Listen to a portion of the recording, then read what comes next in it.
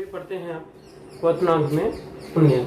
सबसे पहले हम ये समझेंगे कि क्वथनांक क्या होता है और उसके बाद समझेंगे कि क्वथनांक में उन्नयन होता क्या है। क्वथनांक वह ताप है जिस पर किसी पदार्थ का वाष्प दाब वायुमंडलीय दाब के बराबर हो जाता है। यदि किसी पदार्थ का वाष्प दाब किसी ताप पर वायुमंडलीय दाब के बराबर हो जाता है तो उस ताप को ही हम उसका क्वथनांक कहते हैं। किसी ताप के क्वथनांक पर मतलब ताप अपने क्वथनांक पर उबलना प्रारंभ कर देता है। तो यहाँ क्वथनांक का सीधा सीधा संबंध किससे है? वाष्प दाब से है।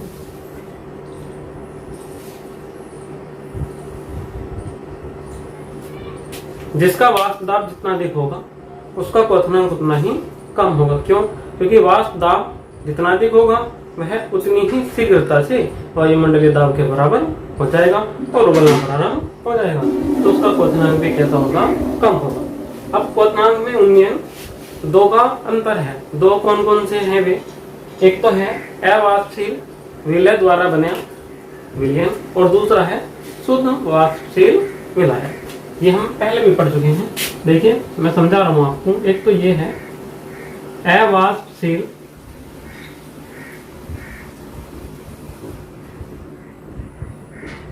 विलय प्लस शुद्ध विलायक।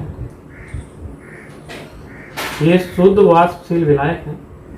शुद्ध वाष्पशील विलायक ये अवाष्पशील विलय है और ये शुद्ध वाष्पशील विलायक है। दोनों मिलकर क्या बना देंगे? एक विलयन बना देंगे। एक तो हमारे पास में ये विलयन है, ठीक है, और दूसरा केवल हमारे पास में ये है।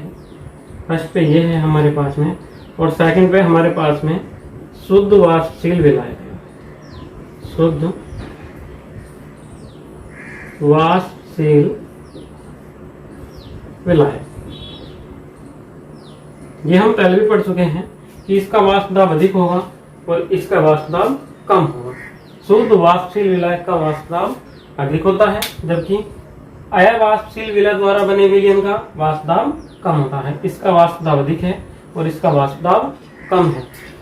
तो क्वथनांक इसका अधिक होगा कि इसका अधिक होगा?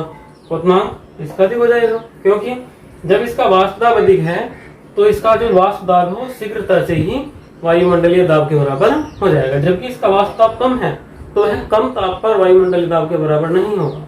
इसे वाष्प दाब वायुमंडलीय दाब के इक्वल करने में अधिक वाष्प दाब की आवश्यकता होगी, अर्थात अधिक ताप की आवश्यकता होगी। चलिए इसे चाहे आप ग्राफ से समझ लीजिए। ये हमारे पास में यहाँ है हमारे पास में दाब, यहाँ है हमारे पास में दाब, ठीक है। जब हम इसमें शुद्ध वाष्पशील विलायक को लेंगे तो ये शीघ्रता से ही ये हमारे पास में हमें पता है ये यहाँ वायुमंडलीय दाब है। वायुमंडलीय दाब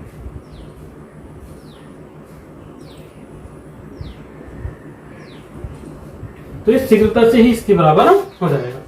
पर जब बात हम करेंगे किसकी? विलयन की, तो इसका दाब वायुमंडलीय दाब के बराबर शीघ्रता से हो गया। मगर जब ये है हमारे पास में विलायक, मगर जब हम बात करेंगे विलयन की तो इसे अधिक ताप की आवश्यकता हो, अर्थात वायुमंडलीय दाब के इक्वल होने में इसका जो ताप है वो बढ़ जाएगा।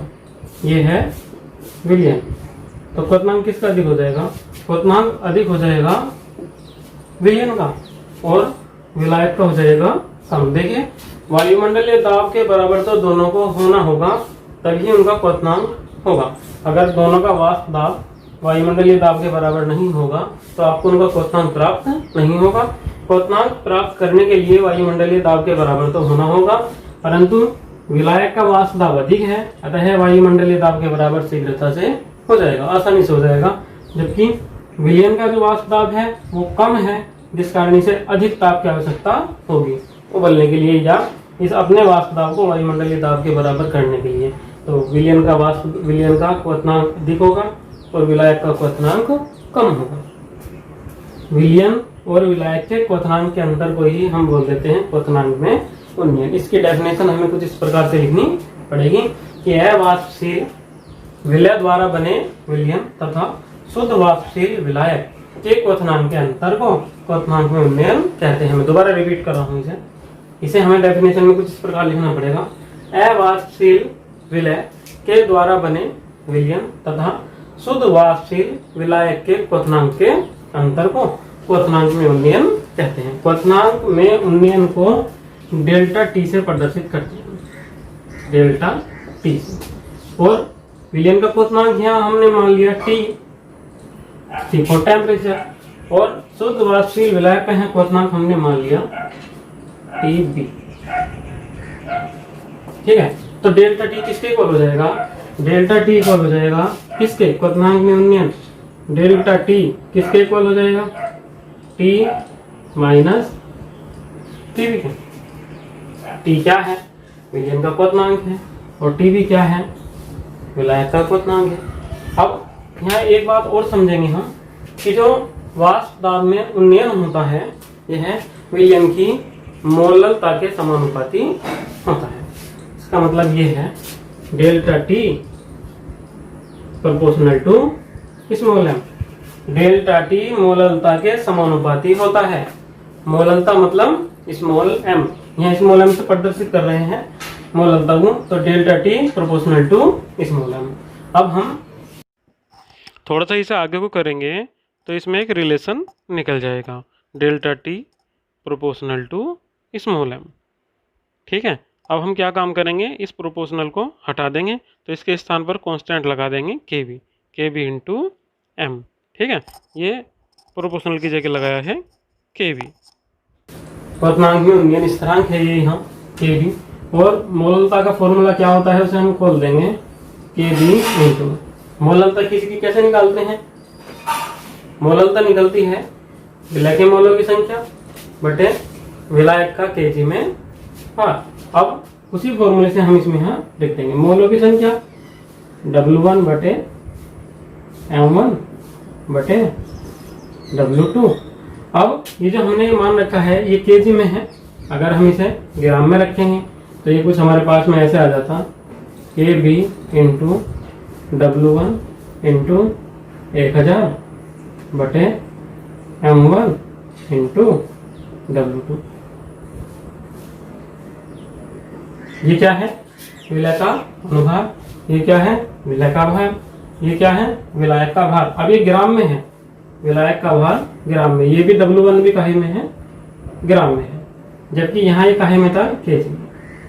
ठीक है, तो ये आ जाएगा delta T equal to K B into W1 into 1000 upon M1 into W2।